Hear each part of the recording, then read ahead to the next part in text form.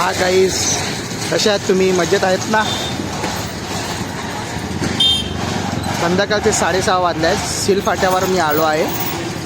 तुम्ही पाहू शकता कसा बाजार भरलेला आहे. रस्त्याचं काम चालू आहे.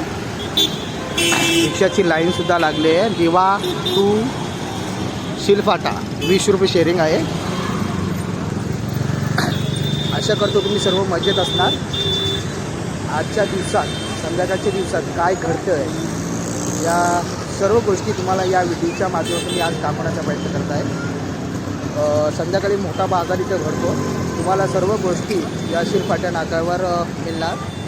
भाजीपाला असो, मच्छी असो, मटण असो, फळे असो, या सर्व गोष्टी या नाक्यावर मिळतात. पाहू शकता बससुद्धा या मार्गावरून धावत असते आणि संध्याकाळी किती गर्दी असते पहा. आणि खास करून संध्याकाळी या मार्गावर हातगाड्या लागतात, भाजीपाला असतो, त्याच्यामुळे वाहतूक कोंडी होत असते. याकडे सरकारचं, प्रशासनाचं दुर्लक्ष असतो. हे बघा, आता 6:30 वाजल्या. तिकडून येणाऱ्या गाड्या बघा. आता आपण दिव्याला आलो आहे. तुम्ही पाहू शकता दिवा सर्कल आहे. या सर्कलला तुम्हाला सीलफाट्या जाण्यासाठी रिक्षा स्टँड आहे. इथून तुम्ही 20 रुपयामध्ये सीलफाट्याला जाऊ शकता. समोरच मयूर वाईन शॉप आहे, जयेश वाईन शॉप आहे.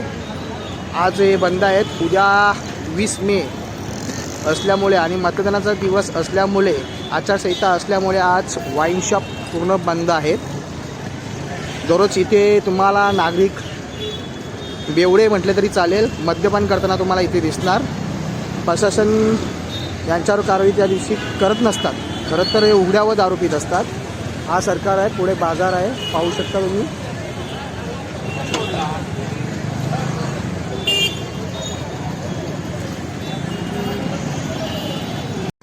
तुम्ही पाहू शकता हा रस्त्यामध्ये किती मोठा खड्डा आहे आणि पाण्याची जी जलवाहिनी आहे ती लिकीच आहे.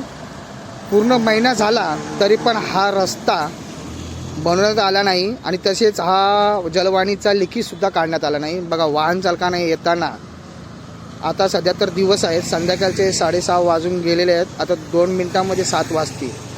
हा रात्रीच्या वेळी हा खड्डा दिसत नसल्यामुळे अपघातसुद्धा होत असतात. प्रशासन आता तरी याची दखल घेणार का आणि दुरुस्तीचे काम करणार का? पुढे सुद्धा सेम तसंच आहे.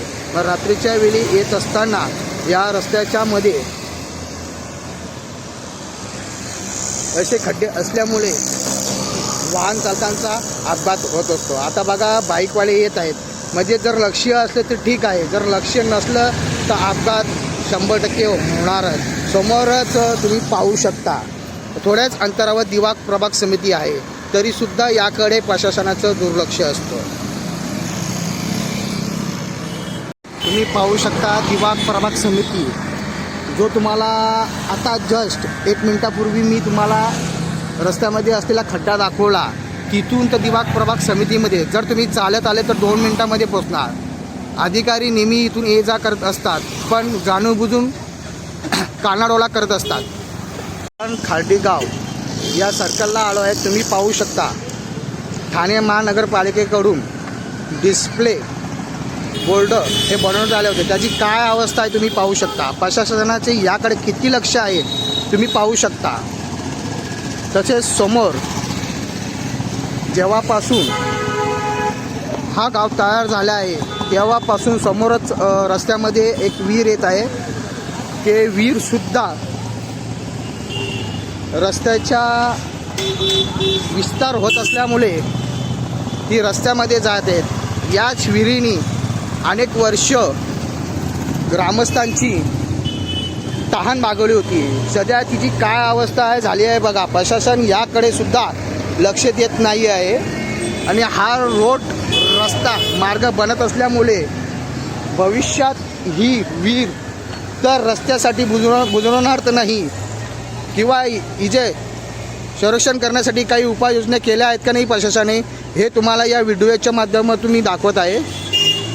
जेव्हा दुष्काळ पडेल किंवा जलवाहिनीतून पाणी येणार नाही, अशावेळी या विहिरी नागरिकांची तहान भागवत असतात। अशा 2 विहिरी आहेत महिंदर आलिमकर यांच्या निवासस्थानाच्या बाजूलाच रस्त्यावर आहेत। असे या रस्त्यामध्ये शिलदिवा रस्त्यावर 2 विहिरी येत असतात आणि या दोन्ही विहिरी रस्त्यामध्ये जात आहेत। यांचं बचाव व्हावा यासाठी मी या व्हिडिओच्या माध्यमातून प्रशासनाला रिक्वेस्ट करत आहेत की या विहिरीचं बचाव करावं आणि भविष्यात याच विहिरीचं पाणी नागरिकांना पिण्यासाठी उपलब्ध राहील। तुम्ही पाहू शकता नाल्याचा गाळ हा काढण्यात आला आहे। 1 हप्ता झाला तरी तो उचलण्यात आला नाही। समोरच मटणाचं दुकानसुद्धा आहे। वर्तमानपत्रात बातम्या छापूनसुद्धा आल्यात तरी प्रशासन याकडे लक्ष देत नाही। आता तरी लक्ष देणार का? बघा तुम्ही समोर भाजीपालासुद्धा आहे, त्या ठिकाणीसुद्धा कचरा आहे तरीसुद्धा प्रशासन याकडे लक्ष देत नाही। शिलफाटा ठिकाणी या ठिकाणी नैसर्गिक नाले यातून हा कचरा गाळ बाहेर काढण्यात आला आहे। 1 हप्ता पूर्ण झाला तरीसुद्धा हा कचऱ्याचा ढिगारा तिथेच अजूनपर्यंत पडलेला आहे। आता तरी प्रशासन उचलणार का? हा मुंबईतून येणारा हा रस्ता आहे आणि समोरच दहिसरकडे जाणारा हा मार्ग आहे। सध्या वाहतूक कोंडीपासून सुटका झाली आहे। हा ब्रिज चालू झाल्यामुळे श्री खरदेवी उड्डाणपूल हा चालू झाल्यामुळे सध्या आपण शिलफाटा जंक्शन नाक्यावर आहोत। हा मार्ग पनवेल दहिसर याकडे जातो आणि समोरून येणारा नवी मुंबईकडे जातो आणि हा रस्ता मुंब्र्याकडून पनवेलकडे जातो आणि त्या साईडला शिलफाट्यावरून मुंब्र्याकडे जातो। संध्याकाळचं वातावरण तुम्ही पाहू शकता। विजय डिजिटलसुद्धा आहे, पारसी गँगसुद्धा आहे आणि समोर रिक्षासुद्धा आहे। सध्या वाहतूक कोंडीपासून सुटका झालेली आहे।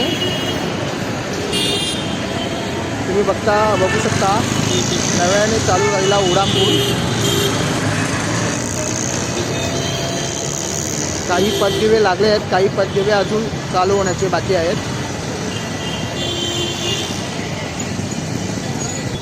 रस्त्यावर संध्याकाळी शॉपिंग करण्यासाठी नागरिकांची इथे गर्दी असते पहा। बाईकसुद्धा 4 व्हीलरसुद्धा रस्त्यावर कशा लावल्या जातात त्याच्यामुळे ट्रॅफिक समस्या होऊ शकते। बघा रस्त्यामध्ये सुद्धा काही खाण्याचे पदार्थ विकण्यासाठी काहींनी दुकाने लावलेली आहेत। आपसमध्ये चर्चा करत आहेत। जयेश आहे, बंडू भोयर आहे, पप्पू काटे आहे। बघा रिक्षा कोण ढकलता? आपला जोगेश, हा सागर, गुड्डू। बघा कसा राग येतो बघा त्याला। बोल रे परत। काही रिक्षा चालक आमची इथे बसतात। सावंतमाली बघा काय बोलतो बघा, आमचा भाऊ काय बोलतो बघा। बघा कसा बसलाय, थोडासा पिसळलेला आहे। थोडा राग आहे, धंदा कमी झाल्यामुळे थोडासा राग आलाय त्याला। रिक्षा स्टँड समोरच मागी श्री गणेश मंदिर आहे। श्री गणेश मंदिर आहे, पाहू शकता। सध्या आरतीची वेळ चालू आहे गणेश मंदिरात। आरती आहे, गणपती बाप्पा आहे, आरतीला सुरुवात आहे। कधी जर तुम्ही आले शिलफाट्याला तर या मंदिराला नक्की भेट द्या तुम्ही। आणि समोरच शिव मंदिर सुद्धा आहे। खूप असं सुंदर असं हे मंदिर आहे। समोर गार्डन सुद्धा आहे। बघा महाराज आरती करतात।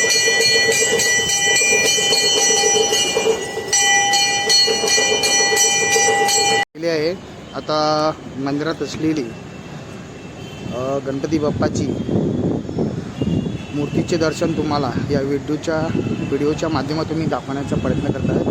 पाहू शकता काय नजारा आहे।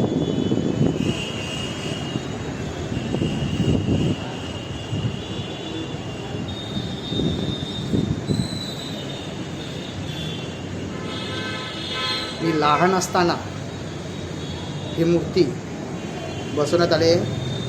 त्या काली मला वाटतं ग्रामपंचायत असेल, सध्या महापालिका आहे. महापालिका येऊन 35 वर्षे झाली आहे. मग साधारणतः 35 वर्ष या मूर्तीला झाले असतील.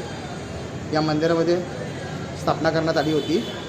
आम्ही लहान होतो तेव्हापासून या मंदिरामध्ये येतो आणि खास करून माघी गणपती असतात त्यावेळेला इथे भोजनाची उत्तम सोय करण्यात येतं आणि भंडारामध्ये सर्व नागरिक पंचक्रोशीतील इथे प्रसादाचा लाभ घेण्यासाठी येत असतात. गणपती बाप्पा मोरया. भावांनो, इथंच आजचा मी शेवट करतो आणि तुम्हा सर्वांना शुभरात्री म्हणतो. आणि सर्वांनी आजच्या व्हिडिओला लाईक करा, शेअर करा आणि सदस्यसुद्धा व्हा. आपल्या भावाला पुढे घेऊन तुम्ही जाऊ शकता. दररोज तुम्हाला मी नवीन व्हिडिओ आपल्या चॅनलच्या माध्यमातून मी दाखवण्याचा प्रयत्न करेन. चला मित्रांनो, बाय.